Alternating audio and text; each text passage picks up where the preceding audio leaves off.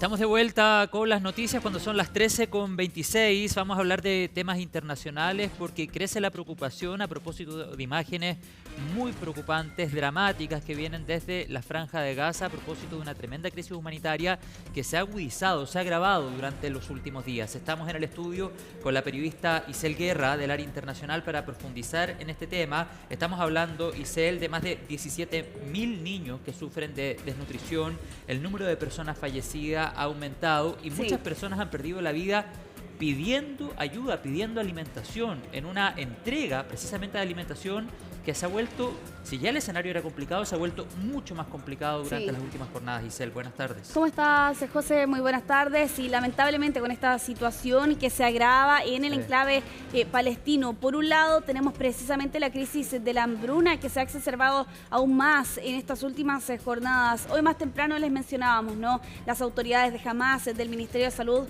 han reportado que en las últimas 48 horas 33 personas han perdido la vida producto de esta situación, entre ellos 12 menores de edad.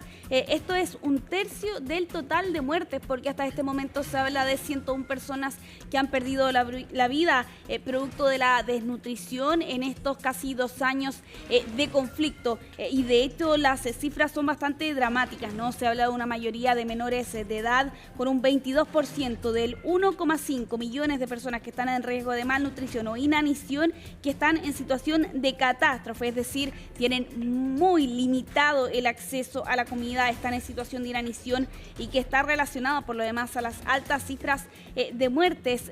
Las autoridades de Naciones Unidas han estado llamando, ¿no?, a diversas alertas en estas últimas jornadas, y la más reciente, José, apuntaba a que actualmente los últimos salvavidas se están derrumbando. Señalan de condiciones humanitarias que se han deteriorado a un ritmo acelerado y que no solo afecta a la población propiamente gazatí, sino que también a profesionales del periodismo que precisamente son palestinos y trabajan en esta zona en colaboración con agencias extranjeras, entre ellas AFP. Bueno, precisamente esta agencia de noticias señalaba en las últimas horas que sus últimos reporteros van a morir si no hay intervención inmediata. Viven en la absoluta indigencia. Bueno, eso ocurre por un lado con la crisis de la hambruna, pero por el otro lado también las muertes relacionadas con los puntos de abastecimiento, ¿no?, de entrega de estos suministros, donde hemos visto reiterados incidentes en estas últimas semanas. El más reciente ocurrió este fin de semana recién pasado. 67 personas perdieron la vida allí producto de ese hecho que ocurría en el norte de la Franja de Gaza. Así es, Isel Guerra, y son muchas las familias que consiguen alimentarse una vez al día con suerte. Sí, es que... Lo digo porque son muchas las familias, insisto en el concepto, que buscan de manera incesante la ayuda humanitaria que no llega como uno esperaría que llegara en medio de un contexto tan complejo como este. Ha habido condena de muchos países al actuar, sobre todo de las últimas semanas y de los últimos días, de Israel y a los planteamientos que ha defendido Benjamín Netanyahu. Por supuesto, la condena internacional está presente desde el inicio de este conflicto, hace ya bastante tiempo, pero a propósito de las imágenes más recientes, con imágenes tan perturbadoras, podríamos definirlo así, de niños y niñas que están muy próximos a morir por la hambruna, por la desnutrición, de miles y miles de menores de edad. A propósito de todo eso, de las imágenes más recientes, la condena internacional, podríamos decir que ha tomado otro cariz, se ha vuelto mucho más extrema respecto a la actitud, al menos la posición que ha defendido Israel. Sí, de hecho, sin ir más lejos, el día de ayer casi 30 naciones se condenaban por lo demás estos incidentes con disparos, con la presencia de ataques. Recordemos que a mediados de este mes 10 personas perdieron la vida cuando estaban buscando conseguir agua, y eso graficaba también en la situación extrema que están atravesando por lo demás y sobreviviendo o intentando sobrevivir allí en el enclave palestino. Todo esto cuando además se suma por lo demás esta operación que se está llevando, José, en el centro de la Franja de Gaza. Así es, Isel Guerra, vamos a interrumpir brevemente el comentario internacional porque a esta hora de la tarde ha terminado la comisión investigadora en el Senado por lo que hemos estado conversando durante las últimas semanas o los últimos días. Habla hasta ahora el ministro de Seguridad, Luis Cordero. Conversó en la sesión secreta ahora. ¿Y qué pasará con las personas que lo ayudaron a escapar? Él tenía una red de protección, forma parte de la investigación que está llevando el Ministerio Público. Esa red de protección está identificada. ¿Está identificada? ¿Se sabe quiénes está son? identificada. ¿Es parte de la red de protección? ¿Es una red dentro o fuera del país? Es una red dentro del país. ¿Esta cuenta dentro de esta red de protección? No es un antecedente que nosotros dispongamos hasta ahora, es una persona que declara por el transporte. ¿Es efectivo que personal militar lo controló antes de que saliera del país? Es un tema que se está verificando policialmente. ¿Es tan fácil pasar por Chacayuta, ministro? ¿Cuál es el principal error en dicho paso fronterizo que permite que estas fugas de delincuentes se estén dando? A ver, nosotros tenemos una permeabilidad a la frontera que es muy evidente, que no se soluciona simplemente con poner pasos fronterizos. Tiene que ver también con estrategias de localización y también tecnología.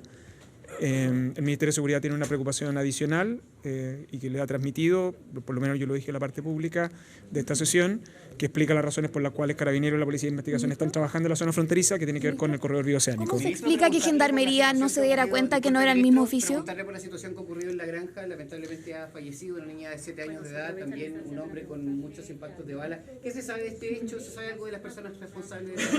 Está en la investigación, es un ataque dirigido al cual usted hace referencia, es una tragedia, especialmente por la niña de 7 años, una víctima inocente, que se suma a otras que en el pasado, por participación de otros eventos, se ven expuestas a este tipo de situaciones. No solo manifestar la indignación, sino que además la policía se encuentra rápidamente levantando los antecedentes. Probablemente ustedes ya saben esos antecedentes que han llevado a cabo y que están ejecutando la diligencia de investigación ahora. Ministro, ahora sí le hago mi pregunta. ¿Cómo se explica que Gendarmería no se diera cuenta que no era el mismo oficio, como explican ustedes en la comisión? Gendarmería, acá se ha hecho la explicación, tal como lo planteó tanto el ministro Gajardo como el fiscal nacional, en relación a la situación de Gendarmería y especialmente la situación de qué asuntos le fueron comunicados y la competencia que tiene Gendarmería desde el punto de vista de cumplir las resoluciones judiciales y no comentarlas ni observarlas. Usted dijo la permeabilidad es evidente. ¿Qué van a hacer como ministerio para contener esa situación o al menos abordarla? Hay las dos estrategias, una las que están vinculadas a los trabajos que se están formulando con las Fuerzas Armadas. Ustedes saben que nosotros la semana pasada estuvimos en la Comisión de Constitución, en una sesión reservada con los comandantes en jefe respecto de los hechos de tráfico de drogas que ocurrió en la zona norte, y a partir de eso el presidente ha encomendado un trabajo en específico al Estado Mayor Conjunto, en el cual también están trabajando las policías, que tiene un enfoque en materia de fortalecimiento y evaluación de crimen organizado en la zona fronteriza. Esa es una estrategia, y la segunda tiene que ver con los trabajos de desplazamiento, inversión en tecnología, pero además de localización de nuevos puestos de observación fronteriza. No solo estamos pensando en la protección de la frontera en la actualidad, sino que también en los impactos que tiene, por ejemplo, el corredor bioceánico, que tanto para Carabineros como para la Policía de Investigaciones es un tema de preocupación. Ministro, yo le quiero preguntar por otro tema. Llegaron muchos registros de lanzamientos de fuegos artificiales, principalmente en La Pintana. ¿Qué pasa con el control de uso de fuegos artificiales? ¿Quién debe fiscalizar? Bien, estábamos escuchando al ministro Luis Cordero, ministro de Seguridad Pública. Recordemos que durante esta jornada varias autoridades, entre ellas el ministro de Seguridad, el ministro de Justicia, también el fiscal nacional que vemos en la imagen, el director de la Policía de Investigaciones. Bueno, varias autoridades participaron de comisiones del Senado donde se analizó el caso de la liberación del presunto sicario. Escuchamos parte de las reacciones del ministro Cordero, vamos a estar atentos a las otras autoridades, pero por ejemplo sobre el actuar de Gendarmería, la periodista Francisca Cárdenas le preguntaba al ministro cómo se explicaba que Gendarmería no se haya dado cuenta de que el oficio finalmente con el cual se libera al presunto sicario no era el final o no era el correcto. Finalmente, sobre eso, el ministro señalaba que Gendarmería cumple resoluciones judiciales y no están para comentarlas. Y además del caso del presunto sicario, el ministro Cordero hablaba sobre un caso que ha estremecido a la opinión pública y dice relación a la muerte de una menor de edad de 7 años en la comuna de La Granja que murió junto a su padre tras ser baleados, un caso que ha sido incluso condenado por el presidente de la República. 13:35, seguimos pendientes a más reacciones desde el Senado de la República. Ya a esta hora vamos a retomar el comentario internacional, seguimos acompañados de Isel Guerra. Isel, te interrumpimos para conocer estas reacciones, pero tú nos estabas relatando otra situación dramática, una crisis humanitaria tremenda que se vive en la Franja de Gaza. Sí, así, lamentablemente con esta situación que se ha profundizado en el enclave palestino, estábamos mencionando allí por lo demás las muertes, al menos 33 que se han reportado hasta estas últimas 48 horas, según señalan las autoridades del Ministerio de Salud de Hamas. Pero vamos a avanzar en esta revisión internacional, vamos a continuar en Brasil con esta imagen que ha estado dando la vuelta al mundo en estas últimas horas, con el expresidente Jair Bolsonaro exhibiendo su tobillera electrónica, que recordemos es una de las medidas que se le impuso a él precisamente el pasado viernes en medio de este proceso judicial que está enfrentando bajo la acusación de un intento de golpe de Estado, donde incluso, según plantean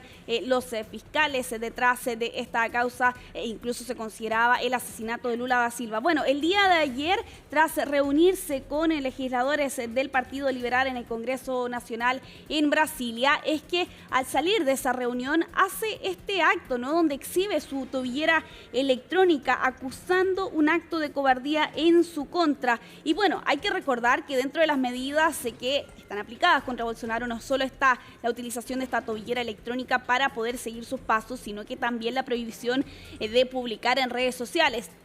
Ayer más temprano, quien es uno de los jueces de la Corte Suprema, Alexandre de Moraes, enfatizaba en otro punto respecto de esta situación.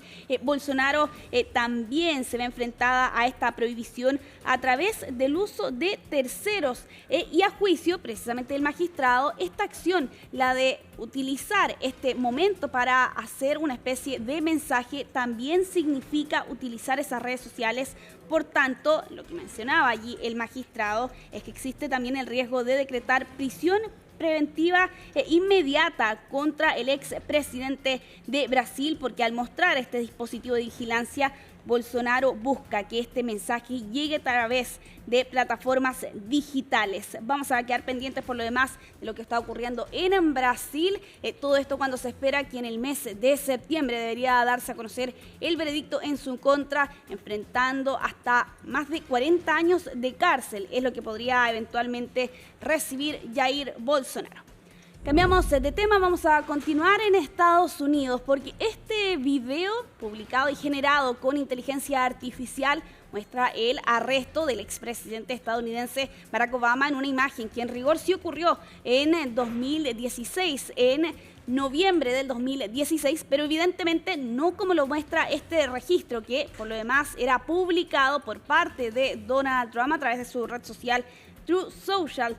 Y claro, vemos allí no solo Obama siendo detenido por el FBI, sino que además Trump sentado sonriendo. Bueno, para entender un poco a raíz de qué es que Trump ha publicado este video, hay que tener en cuenta las declaraciones y la divulgación de un informe de parte de la Inteligencia Nacional, donde acusaban a Obama y a miembros de su gabinete de fabricar y politizar información de inteligencia, esto en medio de la acusación de interferencia rusa en las elecciones de ese año del 2016, que terminaron por favorecer a Donald Trump. Y de hecho, hace solo algunos momentos atrás, el presidente de Estados Unidos estaba reunido con el presidente de Filipinas y Trump insiste precisamente en esa misma línea.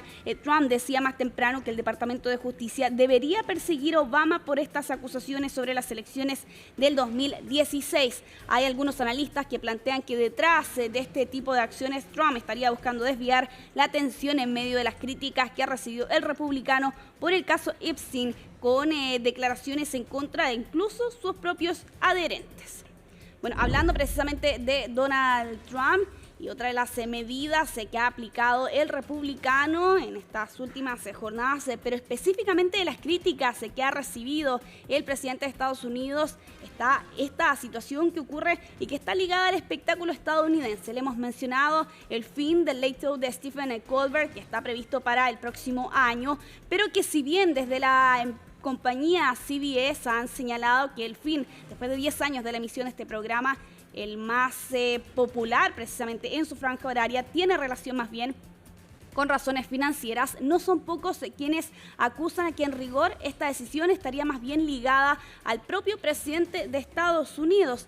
Y esto por ejemplo, el acuerdo que se llegó precisamente entre Trump y CBS para el pago de $16 millones por una entrevista donde se le concedió a Kamala Harris en su momento y que Trump acusaba había sido ella favorecida precisamente con ese programa. Bueno, aparte de eso también está esta otra situación donde precisamente CBS, que forma parte de Paramount, necesita que la Comisión Federal apruebe esa venta y de eso requiere por lo demás el respaldo de la Casa Blanca. En medio de esta situación es que Trump ha lanzado una advertencia a otro presentador estadounidense, en esta oportunidad a Jimmy Kimmel, y de hecho hace algunas horas atrás publicaba lo siguiente: él es el próximo en irse al concurso de los no talentosos y poco después Fallon también irá. Es realmente bueno verlos partir y espero haber sido parte importante de ello, en alusión por lo demás al presentador de ABC y que también tiene este programa Late Show, que son bastante populares en Estados Unidos. A esto además se suma que el día de ayer